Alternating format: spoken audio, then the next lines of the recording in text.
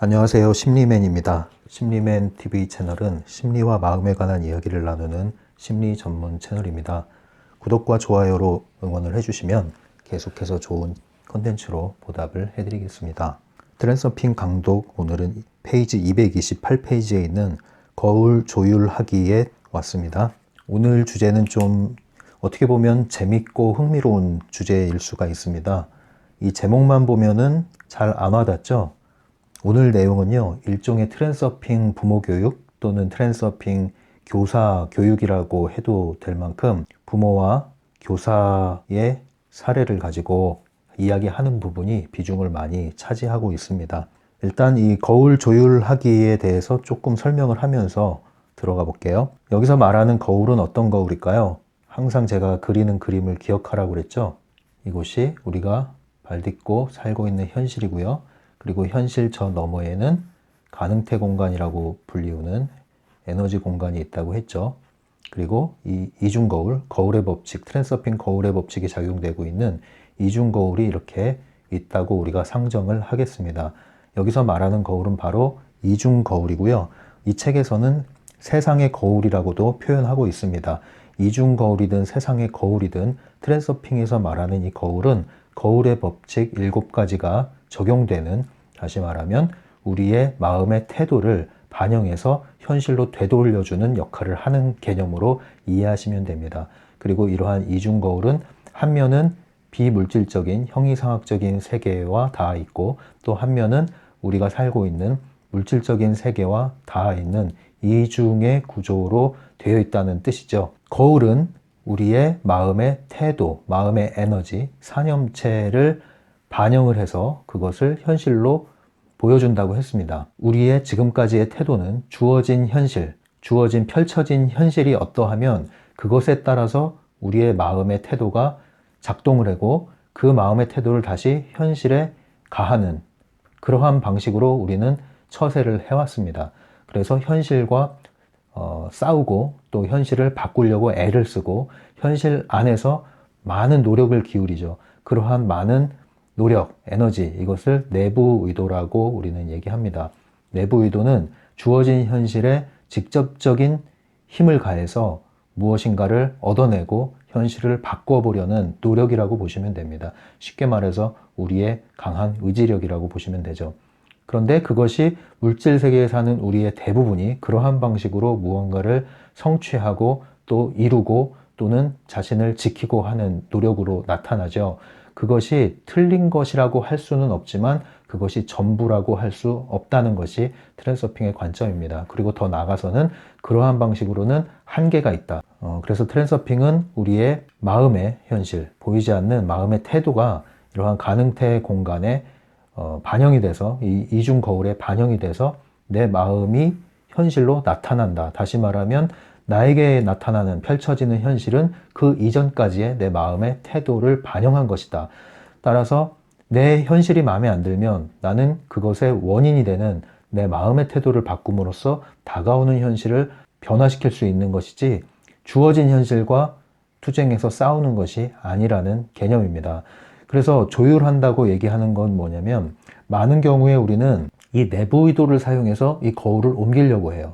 이렇게 한번 생각을 해보겠습니다. 이 거울이 있는데 이 거울이 여기에 고정되어 있어요. 고정되어 있고 이것이 이렇게 용수철로 고정돼서 움직이긴 하는데 결국 돌아오는 거울입니다. 이 위치로.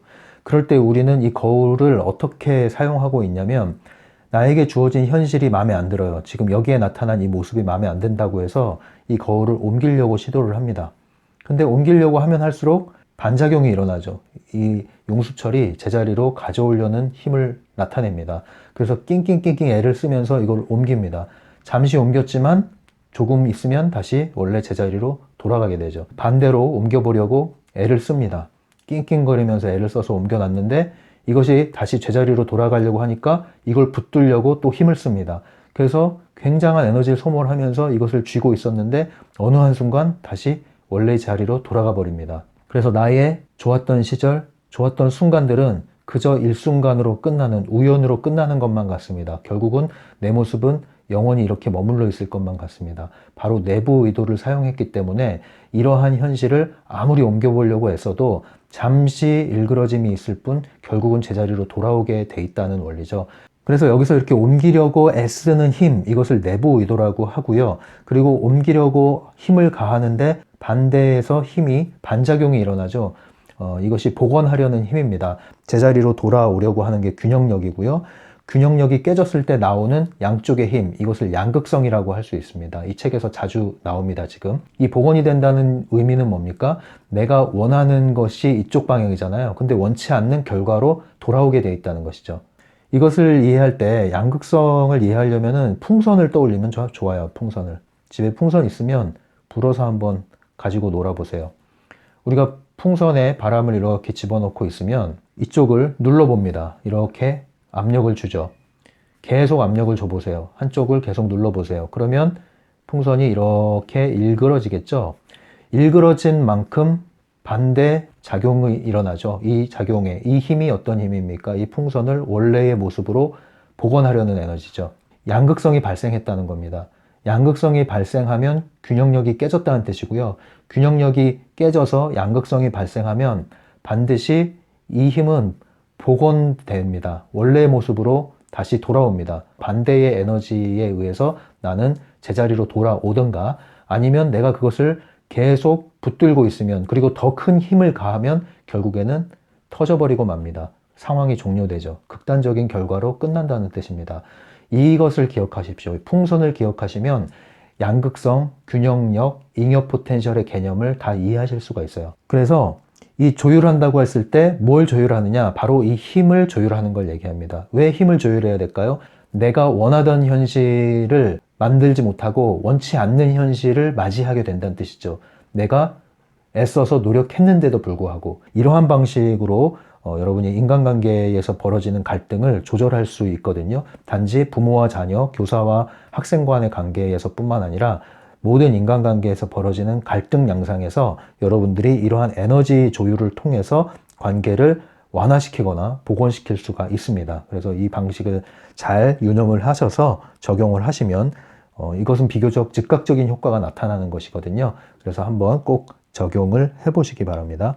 그 조율을 한다고 했을 때 제일 먼저 떠오르는 거 저는 기타 조율이 많이 떠오르는데 기타 줄이 있으면 조율을 한다는 것은 결국은 이 나사를 조임으로써 또는 풀므로써 힘을 조절하는 거잖아요. 이것을 쥐고 있는, 붙들고 있는 힘을 조절하는 거죠.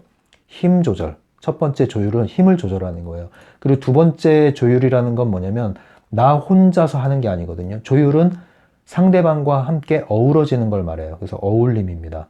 조화라고도 할 수 있죠. 내 힘을 너무 빼도 안 되고 너무 줘도 안 되고 적절한 힘을 가하는 것을 필요로 하는 것이다. 그리고 조율을 위해서는 나 혼자서 하는 것이 아니라 나와 어우러진, 나와 엮여있는, 연결된 사람들, 관계 속에서 그 사람과 함께 조율하는 것이다. 그래서 이것은 상대적인 개념으로 이해를 하셔야 되는 것이죠. 그래서 228페이지부터 229페이지에 나오는 내용은 내부 의도에 대한 얘기가 먼저 펼쳐집니다. 그래서 내부 의도와 외부 의도의 차이를 우리가 살펴보면 되겠는데요. 내부 의도의 이미지를 가지고 있는 단어를 제가 나열을 해볼게요. 일단 제가 쓰고 나서 설명을 해드리겠습니다. 압박, 굴복, 틀, 속박, 강요, 강압, 통제, 제한. 그래서 결과적으로는 뭡니까? 내부 의도를 사용해서 우리가 하는 것은 내 손에 쥐려고 하는 겁니다. 그래서 부속품이란 말을 여기서는 사용을 했죠. 내 걸로 만들려고 하고 내 손 안에 쥐고서 내가 원하는 대로 통제하려고 하는 겁니다. 사람이든 환경이든 그것을 내부 의도라고 이해하시면 되겠어요. 반면에 외부 의도의 이미지를 가지고 있는 단어는 균형, 조화, 어울림 이런 것을 떠올리시면 될 거예요. 여유, 편안함 등등등등. 네. 이 풍선을 바람을 넣은 상태에서 손을 놔주세요. 얼마나 자연스럽게 떠다닐 수가 있습니까? 가장 안정된 상태고 에너지가 최소한으로 사용되면서도 가장 안정된 상태를 유지하는 모습을 보이고 있죠. 외부 의도 상황입니다. 이게 균형을 가지고 있는 상태를 말해요. 이 책에서는 지금 부속품이라는 단어를 좀 더 많이 내부 의도를 설명하는데 사용을 하고 있어요. 대부분의 사람들은 내부 의도를 사용해서 현실을 조정하고 있다. 그런데 트랜서핑은 외부 의도를 사용해서 현실을 조종하는 방법이다. 이제 230페이지에 가겠습니다. 230페이지에 보시면 양극성이라는 단어가 이제 여기 나오는데요. 그래서 이 거울이 일그러짐을 나타낼 때가 있는데, 거울이 일그러지면 우리의 모습이 제대로 보이지 않잖아요. 그 뜻은 거울이 일그러졌다는 얘기는 현실이 일그러졌다는 얘기예요. 현실이 일그러졌다는 것은 내 현실이 꼬였다고 보시면 되는 거예요. 내 주변 현실이 꼬이는 거예요. 계속. 마음에 안 드는 일, 불편한 일, 불쾌한 일, 어려운 일, 뜻하지 않은 일, 이런 것들이 계속 펼쳐지기 시작한다는 거죠. 거울이 일그러졌다는 뜻입니다. 그러면 거울이 왜 일그러졌느냐? 바로 양극성이 들어가서 그렇다. 양극성은 왜 들어가느냐? 내가 내부 의도를 사용해서 강한 나의 힘으로 억지로 이것을 옮기려고, 바꾸려고 애를 썼기 때문이다. 더 구체적으로 양극성이 나타난 원인을 여기서 얘기하고 있는데요. 두 가지를 얘기하고 있습니다. 첫 번째는 비교, 대조, 조건. 그래서 한마디로 의존적인 관계를 얘기하고 있습니다. 조건이라는 것은 A면 B 이런 형태잖아요. 네가 나한테 잘해주면 나는 너를 사랑할 거야. 네가 내 말을 잘 들으면 나는 너를 인정해 줄 거야. 이러한 조건부를 얘기하는 거예요. 이러한 관계가 형성되면 이것은 양극성을 발생시킨다. 왜냐하면 이것은 내부 의도가 들어간 것이기 때문이다.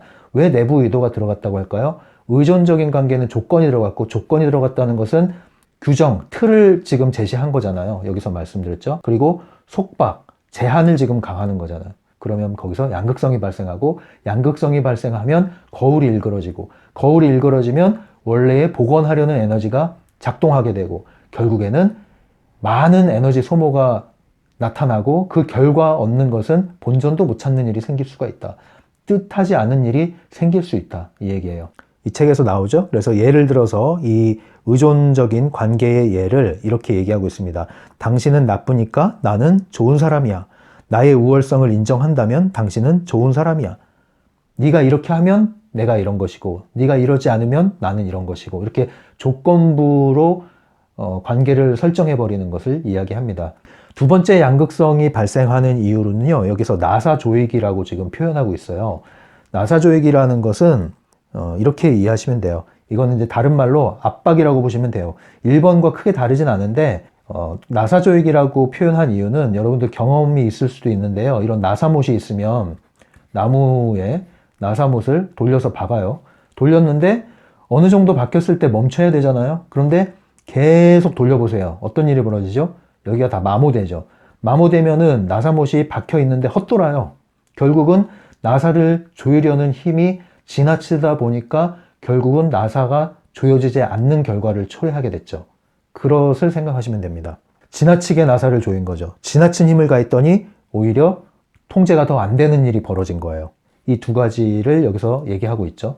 그래서 이 두 가지 모두 이 풍선을 이미지로 떠올려서 이해하시는 게 훨씬 더 쉬우실 겁니다. 230페이지 마지막 단락부터 나오는 얘기가 이제 트랜서핑 부모 교육이 시작되는 거예요. 어떻게 내 세계의 거울을 조율할 수 있을까? 다시 말해서 어떻게 하면은 이 양극성이 발생하지 않도록 나의 힘을 조절할 수 있을까? 이 얘기를 시작하고 있는데, 첫 번째로는 부모와 자녀와의 관계를 예를 들면서 이야기를 펼치고 있습니다. 230페이지 마지막 줄에 가족을 포함하여 조직체의 모든 구성원은 아이들의 행동을 통제해서 정렬시키려고 한다. 이것은 사실 어느 정도는 필요한 일이다. 하지만 아이들을 자신의 게임의 부속물로 만들어서는 안 된다. 이 게임의 가장 중요한 규칙은 너는 내가 원하는 대로 해야 한다는 것이다. 네, 대부분 부모님들이 자녀를 교육을 하는 건 좋은데, 양육을 하는 건 좋은데, 지나친 규율을 만들고 지나친 통제를 함으로써 마치 자신의 부속품, 부속물로 만들려고 하는 경향이 있을 수 있다는 것입니다. 항상 얘기하지만 제가 이 모든 강의를 통틀어서 어떤 얘기를 했을 때 전체적인 관점을 다 아울러서 이해를 하셔야 되는 거거든요. 그래서 일부 강의만 보시고는 이거는 아니지 않나라는 의심이 들 수도 있어요. 근데 전체 강의를 다 보시던가 아니면 이 트랜서핑 책 전체를 다 읽으시면 그 얘기가 어떤 말인지 이해할 수 있거든요. 그러지 않으면 우리가 오해를 살 수가 있어요. 여기도 마찬가지예요. 저는 이 바딤 젤란드가 이런 얘기를 중간중간 하는 게 마음에 드는데 이것은 사실 어느 정도는 필요한 일이다 이렇게 얘기하고 있잖아요. 아이들의 행동을 통제하는 것이 필요한 거예요. 필요한 거는 딱 그 필요에 맞게끔만 하면 되는 거예요. 그런데 우리는 항상 그 필요 이상을 하게 되죠. 거기서부터가 이제 문제가 생기는 거고 그것을 양극성이 발생한다고 하는 겁니다. 그게 바로 부속물로 만들려고 해서는 안 된다는 거죠. 우리가 해야 할 도리를 다 하지만 결코 자녀는 나의 부속품도 아니고 나의 전시 작품도 아니에요. 우리는 자식 덕을 보려고 하잖아요. 절대 그러시면 안 됩니다. 자식 덕 보려고 하다가 정말 반작용이 일어나는 사례 많이 있습니다. 너는 내가 원하는 대로 해야 한다. 이러한 규칙을 아이에게 부여하죠. 이렇게 해야만 해. 근데 이것이 필요하다는 건 언제 필요한 거냐면요. 유초등 시기까지 이게 필요해요. 그러니까 이 사회를 살아나기 위해서 기본적인 규칙, 기본적인 매너, 기본적인 태도, 습관 이런 것을 길러야 되잖아요. 초등학교 요즘엔 워낙 애들이 또 빨리 자라니까 저학년 때까지는 이게 필요해요. 그리고 그러한 나이까지는 규율이 필요합니다. 엄격한 규율을 통해서 그러한 습관이 배게끔 도와주는 것이 필요합니다. 그리고 그때는 그게 잘 작동을 해요. 그런데 항상 문제는 뭐냐면은 유초등까지는 그냥 오냐오냐 하고 내버려 두는 거예요. 자유롭게 크라고. 근데 자유롭게 크라고 했더니 필요한 습관을 들이지 못하고 이제 청소년기로 넘어갔는데 이때는 애들이 이제 전두엽이 발달을 하지 않은 상태에서 굉장히 충동적이고 집단에 동조하는 펜듈럼형 인간이 되어 가잖아요. 근데 이때부터 애들이 이제 막 반항하기 시작하거든요. 자기가 어른인 줄 착각하고. 근데 여기서부터 이제 마찰이 시작되죠. 그래서 부모가 생각하는 게 얘를 내가 너무 막 키운 것 같다. 그래서 지금부터 좀 잡아야겠다. 그래서 이때 이제 힘을 가하기 시작하는 거예요. 근데 이때 힘을 가하면은 이때는 괜찮거든요. 잘 모르니까. 그리고 집에서 밥 안 주면은 아무것도 할 수 없거든요. 그런데 이쯤 되면은 이제 자기는 밖에 나가서도 자기를 지지해주는 무리들이 있고 또래 친구들이 가족보다 더 가깝게 느껴지거든요. 가족같이 느껴지고. 그러니까 자신이 밖에 나가서 먹고 살 수 있을 거라고 생각을 해요. 그러니까 막 가출도 하고, 나 알바해서 살 거다, 학교 필요 없다, 막 이런 얘기를 하는데 이때 이제 힘을 가하기 시작하는데 이때 가하는 힘은 이때 다루지 못한 것을 다뤄야 되니까 더 큰 힘이 필요해요. 그리고 아이가 힘이 생겼기 때문에 그거를 누르기 위한 더 큰 힘이 작용을 하는데 얘네들도 이제 힘이 있거든. 그러니까 반작용이 일어나는 거예요, 이때. 그래서 마찰과 갈등, 싸움 끊이지 않죠. 바람잘 날이 없는 집이 이제 이때 시작되는 거거든요. 그러다가 고등학교 때쯤 되면은 이것이 더 이제 강해질 수가 있어요. 더 강해지면 어떤 일이 벌어져요? 얘도 나름대로 힘을 키웠어요. 그러면 비행기 타러 가자, 이제. 비행기 탄다는 게 비행 청소년이 될 수 있어요. 소위 말하는. 또는 힘이 충분히 자라지 않아서 이 힘에 눌렸다. 그러면은 여기에 탁 갇히게 되죠. 여기에 갇히면 어떤 일이 벌어질까요? 말을 잘 듣는 게 아니라 도망가지 못하니까 그냥 자신을 여기에 방치해버리는 거예요. 방치해버리면 어떻게 해요? 여기에서부터는 이제 자신을 해치는 일이 벌어지는 거예요. 우울해지기 시작하죠. 자기 통제력이 없어지죠. 수동 공격을 하게 되죠. 수동 공격이라는 것은 상대방을 따르는 것 같으면서도 엄청나게 상대방을 귀찮게 만들고 짜증나게 만들고 불편하게 만드는 걸 이야기합니다. 그런 방식으로 이제 남은 청소년 시절을 보냅니다. 어쨌든 이 두 가지 양상 모두 성인이 되면 문제가 일어납니다. 두 가지 양상 모두. 이 큰 그림을요, 이 풍선이라고 생각하고 한번 보시면 돼요. 항상 풍선은 자연스럽게 최소의 에너지를 통해서 움직여주면 되거든요. 말하자면 풍선을 원하는 대로 옮기고 싶으면 퉁퉁퉁 이렇게 치면서 가면은 별 무리 없이 가는데 내가 꽉 쥐고 가려다 보니까 터지는 일이 벌어지거나 이렇게 반작용이 일어나는 거예요. 그래서 231페이지에 계속 읽어볼게요. 불만에 찬 멍청한 어른들은 늘 하던 대로 할 수 있는 짓을 다 해보려 든다. 즉 규율의 나사를 조이는 것이다. 그러면 아이들은 그 보답으로써 더욱더 무례해지거나 아니면 꺾여서 게임의 부속물이 된다. 네, 지금 제가 이야기했던 이런 그림을 지금 바딤이 얘기한 겁니다. 불만에 찬 멍청한 어른들이라는 표현을 쓴 게 참 재밌는데요. 그렇다고 해서 우리가 마음 상할 일이 아니라 멍청한 행동을 할 수밖에 없습니다, 우리가 이 펜듈럼 안에 갇혀 있을 때 사실은 꼭두각시 노릇하는 것 자체가 깨어나고 보면 멍청한 행동이거든요. 그 안에 있을 때는 너무 당연한 건데 깨어나고 보면 되게 멍청한 거예요. 정말로. 그거를 우리가 빨리 알아차리면 좋죠. 이런 얘기를 할 때 또 오해하시면 안 되는 게 아이들을 무조건 편드는 얘기를 하는 거 아니에요. 아이들 입장에서 보면 또 아이들한테 해줄 얘기가 분명히 있죠. 그런데 지금 흐름은 부모 교육에 해당하는 거기 때문에 부모의 입장에서 할 수 있는 얘기를 지금 하고 있는 겁니다. 너무 마음을 상할 필요는 없어요. 그래서 아이들이 더욱더 무례해진다. 이것은 이제 반항화가 되는 거죠. 오히려 이 시기에 그럼 어떻게 해야 되느냐? 이때 습관이 안 잡힌 거를 잡는 게 쉽지가 않잖아요. 하지만 할 수 있는 방식을 사용해도 늦지는 않을 때거든요. 그런데 누르는 방식이 안 통한다는 것을 알면 다른 방식을 썼어야 된다는 거죠. 근데 우리는 그 방식밖에 없다고 생각해요. 그리고 그 방식이 아니면 아이들은 도망간다는 생각을 하는데 그렇지 않다는 거죠. 그런 TV에 옛날에 그런 게 있었던 것 같은데 여기 문이 이렇게 있거든요. 손잡이가 달린 문이 있어요. 그리고 이 문을 열고 나가야 돼요. 근데 어른들한테 이걸 시켰더니 못 나가는 거예요. 안 열리거든요. 이게 무슨 문입니까? 손잡이가 달려있는 이게 여다지라고 그러죠. 여다지. 손잡이를 돌려서 밀고 당기던가 해서 나가는 거. 여다지 문.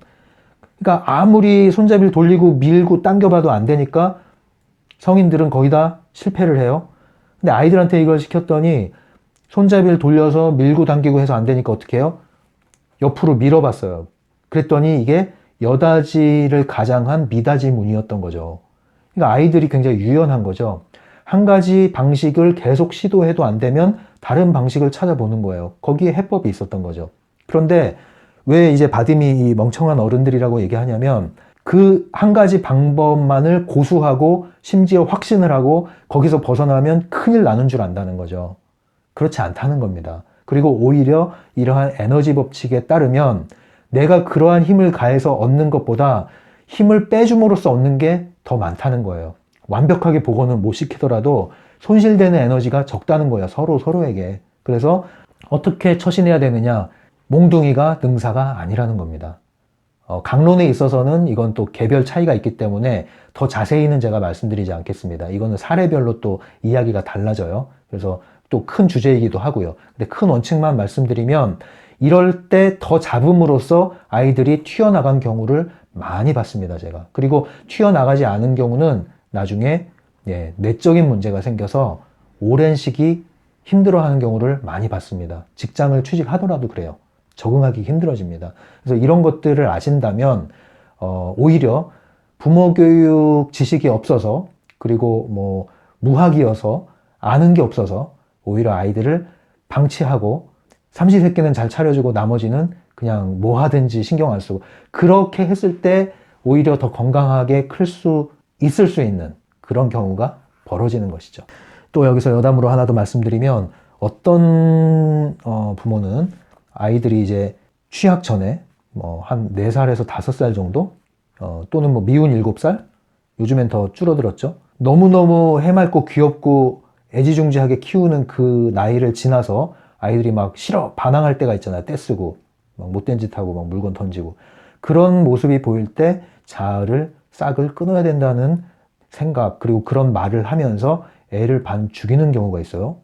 방 어두운 데 데리고 가서 아주 소리 지르면서 겁을 주고 아주 멍청한 부모입니다. 아주 멍청한 부모예요. 그거 하지 마십시오. 그렇게 해서 자아의 싹이 줄어드는 거 아닙니다. 자아의 싹을 죽였다가 나중에 그 아이가 큰 상처를 입을 수가 있습니다. 말 잘 듣는 것으로 보일 수는 있어요. 일시적으로. 그게 왜 그럽니까? 무서워서 그렇죠. 참 어리석은 거예요. 그런 사례가 있습니다. 참 어리석은 겁니다. 그거 다 본인의 자아 때문에 아이의 자아의 싹을 죽여버리는 거지 아이의 자아의 싹을 죽일 이유가 없습니다. 그래서 이렇게 아이들이 자라게 되면 어떠한 형태로 자라게 되느냐 가족과 사회와 조직에 잘 기능하는 인간형이 됩니다. 그것을 여기서 부속물이라고 그랬죠. 쉬운 말로 부품이 되는 거죠. 부품이. 그러면 그게 어떤 형태의 인생이냐 다 옳지만 좋은 것은 하나도 없는 조직체의 한 요소가 되는 것이다. 다 옳지만 좋은 것은 하나도 없다.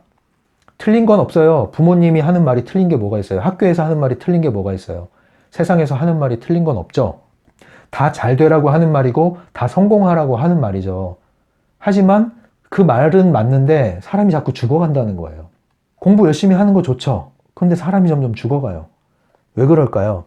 이러한 에너지적인 관점, 생명력의 관점을 완전히 무시해버린 거죠. 그냥 좋은 부품을 만들려고 한 거예요. 기능인을 만든 거죠. 그래서 이러한 방식으로 뒤늦게 깨달아서 방황하는 분들도 많이 있죠. 나이 보통 30즈음에 이제 이런 일들이 벌어질 수가 있어요. 결혼해서 그런 경우도 있고 결혼하지 않고 그런 경우도 있는데, 뭐 결혼을 해서 그런 경우는 이제 막상 살아보니까 뭐 이러면서, 왜 그러냐면 인간관계를 잘 못하거든요. 기능인은 인간관계가 중요하지 않아요. 그런데 막상 사회에 나가서 이제 인간관계를 제대로 할 때가 언제입니까? 누군가를 만나서 사랑할 때거든요. 갈등이 벌어지는 장면이 있잖아요. 첨예한 갈등이 빚어질 때가 이제 누군가와 사랑을 할 때, 사랑하면 가장 첨예한 갈등이 벌어지죠.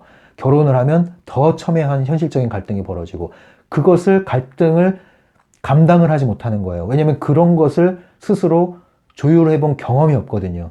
그러니까 사회에서 기능은 굉장히 잘하는데 좋은 대학을 나오고 그리고 좋은 직장에 취직을 해서 좋은 부모 밑에서 아무 문제 없이 컸는데 갑자기 부모가 볼 때 네가 왜 이러냐 하는 일을 하게 되는 거예요. 방황이 시작되는 거죠. 그동안 쌓아두고 미뤄뒀던 게 그때 터져버린 겁니다. 하지만 그때라도 방황을 시작하는 게 안 하는 것보단 나을 수는 있어요. 눈이 떠졌으니까. 아니면 아예 눈을 감고 살든가. 그 매트릭스에서 알약이 주어지잖아요. 아예 눈을 감고 사는 것도 나쁘진 않아요. 그러면 이러한 양극성을 내려놓는 방법에 뭐가 있을까라고 했을 때 232페이지에서 그 방법을 제시하고 있습니다. 두 가지를 제시하고 있는데요. 첫 번째는 어리석은 방치 또는 지혜로운 방치. 진짜 방임한다는 뜻이 아니라 지혜로운 방치, 어리석은 방치라고 표현하는 건 뭐냐면은, 그것을 구체적으로 여기서는 유머라고 여러분 보시면 됩니다. 유머, 창조적인 방식, 재미, 놀이, 웃음, 이런 걸 얘기하면 돼요. 그래서 웃음을 유발하면 되는 거예요. 그래서 유머가 많이 필요해요. 특히 자녀와의 관계 속에서는 유머가 굉장히 효과가 좋습니다. 장난치고 재밌게 하는 거 있죠. 그런 것이 효과가 되게 좋아요. 그러면 거기에 긴장 에너지가 사라지거든요. 중요성의 힘이 금방 빠지게 되거든요. 그러면서 현실이 다시 조율될 수가 있어요. 그리고 상대방도 긴장이 풀려요. 내가 긴장을 풀어줌으로써 상대방도 긴장이 풀리기 때문에 오히려 원하는 것이 더 쉽게 이루어질 수 있다는 거죠. 그래서 그 방식으로 제시하는 게 뭐 침대에서 뛰기, 베개 싸움, 괴성 지르기, 서로 밀고 네 발로 돌아다니고 장난, 뭐 이런 얘기 나오는데, 쉽게 얘기하면은 유머러스한 걸 얘기하는 겁니다. 재밌게 하는 걸 얘기하고요. 놀이하는 걸 얘기하고 웃음을 유도하는 걸 얘기하는 거예요. 그러려면 누가 먼저 재밌어져야겠어요? 부모가 먼저 유쾌한 사람이 돼야 됩니다. 부모가 창조적인 사람이 돼야 돼요. 부모의 삶이 즐기는 삶이 돼야 돼요. 늘 심각하고 무겁고 이러면 안 된다는 거죠. 여기에 갇혀 있으면 그래요. 이 나사에 갇혀 있으면 계속 쪼일 생각만 하거든요. 조금만 빚을 보면 또 쪼이고 또 쪼이고. 근데 나중에 헐거워지니까 쪼여도 소용이 없는데 다른 방법을 모르는 거예요. 그러니까 계속 쪼이면서 그 방식이 아니라는 거죠. 전혀 다른 방식에 나오는 거예요. 그러면 이 유머, 재미, 웃음, 이러한 지혜로운 방치의 효과는 뭐냐? 바로 중요성을 확 낮춰버리는 거죠. 손을 꽉 쥔 손의 힘을 확 풀어주는 거죠. 반작용이 없어지죠. 자연스러워지는 겁니다. 하루아침에 되진 않을 거예요. 이렇게 심각한 게 오래 지배적인 가정은. 그래서 나부터 이러한 유쾌한 사람이 되는 게 필요합니다. 그 다음 두 번째로 이야기하고 있는 게 자유로운 선택으로서 희석시켜야 된다, 이렇게 나오거든요. 이건 다른 얘기로 하면은 선택지를 줘라, 선택의 자유를 줘라, 이 얘기예요. 기존에 내가 사용하던 내부 의도를 사용하던 방식에서는 한 가지 명령만 존재한단 말이에요. 이렇게 해, 그렇게 하지 마, 이렇게 명령만이 존재했잖아요. 근데 그게 아니라, 그러니까 여기선 예를 드는 게, 너 설거지 할래? 가게 갔다 올래? 그러면 나 차라리 가게 갔다 올래요. 뭐 이런 식으로 네가 제시하는 건 뭐니? 넌 어떻게 했으면 좋겠니? 이렇게 물어보라는 거죠. 여기서 조금만 더 부연을 설명드리면, 이것이 바로 창의적인 문제 해결이라고 하는 거거든요. 창의적인 문제 해결은요, 어떠한 문제가 드러났을 때 그 문제가 문제 전체, 핵심 문제라고 생각하지 않아요. 드러난 문제가 있으면 문제의 원인이 뭘까? 진짜 문제가 뭘까? 이것을 브레인스토밍을 하죠. 그래서 문제들을 찾아냅니다. 문제들을 찾아놓고 보니까 그럼 가장 우리에게 중요한 문제가 뭘까? 핵심적인 문제가 뭘까? 핵심 문제를 찾죠. 그럼 그걸 바로 해결하는 게 아니라 이 문제를 해결하기 위해서 우리가 할 수 있는 게 뭐지? 우리는 지금 가진 게 이거고 조건이 이거고 너는 이걸 원하고 나는 이걸 원해. 그러면 우리가 할 수 있는 건 뭘까? 네가 원하는 건 뭐니? 내가 원하는 건 뭐니? 우리가 함께 타협할 수 있는 지점은 뭘까? 브레인스토밍을 하는 거예요. 그래서 선택을 하죠. 최선의 대안을 선택을 하죠. 이게 창의적인 문제 해결 방법이라고 하는 건데요. 이러한 방식을 인간관계, 가족관계, 어떠한 문제가 발생했을 때 적용을 하는 사람은 자연스럽게 이런 유머와 재미가 뒤따라오게 됩니다. 예전에 이것을 배우셔가지고 가족에 적용을 해서, 특히 자녀에게 적용을 해서 굉장히 자녀를 창조적인 인재로 잘 키운, 별도의 부모 교육, 자녀 교육이 필요 없어요. 과외 안 하고도 애들이 아주 잘 컸고 인성도 높고, 그게 그냥 DNA 문제가 아니라 이러한 교육 방식을 적용했는데 전형적으로 이것이 바로 내부 의도를 사용하지 않고 외부 의도와 잘 조율이 된 방식이거든요. 그러니까 원칙은 통한다는 거죠. 나중에 기회가 되면 이걸 또 다뤄야겠네요. 굉장히 좋은 문제 해결 방식입니다. 간단히 말씀드리면 브레인스토밍을 해라 이거죠. 머리를 맞대고 모두 가능한 걸 이야기하고 타협할 수 있는 것을 선택을 하자 이거죠. 함께 문제 해결하자는 거죠. 함께 싸우지 말고. 그러한 방식이에요. 근데 이게 굉장히 재밌습니다. 하다 보면. 그럴 때 뭐예요? 평등한 관계가 되는 거예요. 한 인격체로서. 부모와 자녀 관계도 존재하지만 독재자로서 군림하는 것이 아니라 그냥 그 리더가 되는 거죠. 문제 해결을 위한. 거기에 같이 참여를 하는 거죠. 이럴 때 양극성의 에너지가 또 사라진다는 겁니다. 그래서 이 책에서 얘기하는 것이 어른은 계속 하면 안 돼, 하면 안 돼, 끝! 토달지 마! 이렇게 얘기를 하는데 이것은 어른이 아니라 권력을 쥔 어리석은 아이다. 이렇게 표현을 하고 있어요. 마저 읽어 드릴게요. 평등한 입장에서 서로 의논하고 뭐뭐 한다면 어떨까 하는 식으로 상황을 유도하는 것이 더 좋은 방법이 아니겠는가? 강요는 거울을 일그러뜨리고 그래서 반대 결과가 나타나게 한다. 양극성을 제거하기 위해서는 당신의 방침을 재검토하여 권력을 행사하기보다는 존경을 얻도록 하고 독재를 위임으로 전환해야 한다. 그러면서 마지막 부분에서 추가로 이런 얘기를 하죠. 아이들과의 의사소통을 위해서는 리얼리티 트랜서핑 시리즈에서 설명한 프레일링의 원리를 적용하면 좋다. 프레일링이라는 것은 트랜서핑에서 사용하는 용어죠. 쉽게 얘기하면은 내가 원하는 게 있으면 먼저 상대방한테 그가 원하는 거를 해주라는 얘기예요. 받고 싶은 게 있으면 먼저 베풀라는 원리죠. 그러면 결과적으로 그 사람이 내가 원하는 것을 채워주게 돼 있다. 이런 원리입니다. 에너지적으로 설명을 하는 거예요. 상대방의 중요성을 높여줌으로써 나의 원함이 이루어진다는 거죠. 프레일링의 원리입니다. 그래서 아이들과의 관계에서도 내가 아이를 잡으려고 하기보다는 아이가 원하는 것을 내가 먼저 베풀어주면 아이는 내 말을 따르게 돼 있다는 거죠. 부모와 자녀와의 관계에서 양극성이 생기는 원인에 대해서 한마디로 얘기하면은 이 풍선을 떠올리시면 된다고 그랬죠. 틈이 없이 만들어 놓고 계속 압박을 가하면 반작용이 반드시 일어나게 돼 있다. 아까 말씀드렸듯이 이게 언제 터질지 몰라요. 30년이 됐는데 그때 인생의 방황이 시작되는 경우가 있다니까요. 그런데 그 자녀는 굉장히 부모의 말을 잘 들었어요. 근데 뭐가 문제였냐면 그거 외에는 생각을 해본 적이 없는 거예요. 스스로 뭔가를 인생에 대해서, 인간에 대해서, 사랑에 대해서 생각을 해본 적이 없는 거예요. 별로 갈등도 없었어요. 집안에서도 원만하니까.